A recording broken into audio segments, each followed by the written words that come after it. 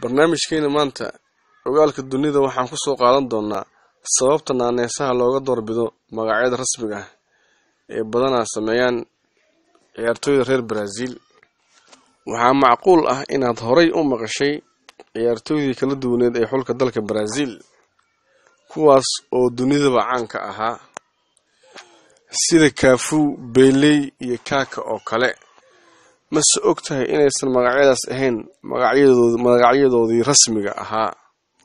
ciyaartooyda reer Brazil waxaa caado u ah in ay adeegsadaan oo ay caan ku noqdaan naanayso oo ay la bixin halkii ay magacyadooda saxda ah sheegan lahaayeen.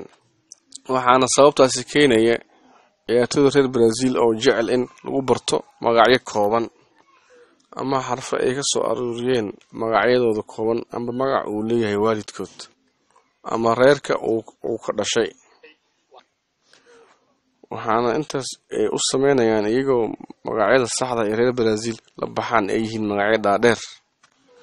magacyada dhaadheer ee la baxaan reer Brazil ayaa salka ku haysa caado dhaqameed ee ka dhaxleen gumeystihii reer Portuguese xilligaas oo ahaa magacyada loo bixinayo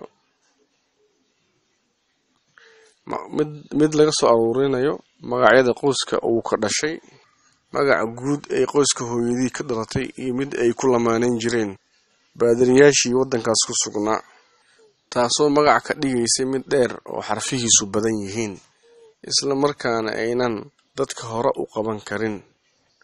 si ay haddaba caqabada uga gudbaan ciyaartooyda Brazil waxay badankoodu qaateen naanaysyo kooban oo carabku qabanayo sida Pelé, Zico iyo Cafu iyo Kaká. inkastoo ay jireen kuwo kale oo magacyadoodii rasmiga ah ku soo caan baxay sida Romario, Rivaldo iyo Ronaldinho. waana sababta ku kaliftay inta badan inay magacyadooda soo koobaan maadaama ay yihiin dad caan ah dunida kubadda cagta. halkaas ayaan kusoo gabagabeynaa maanta barnaamijkeenii ogaalka dunida.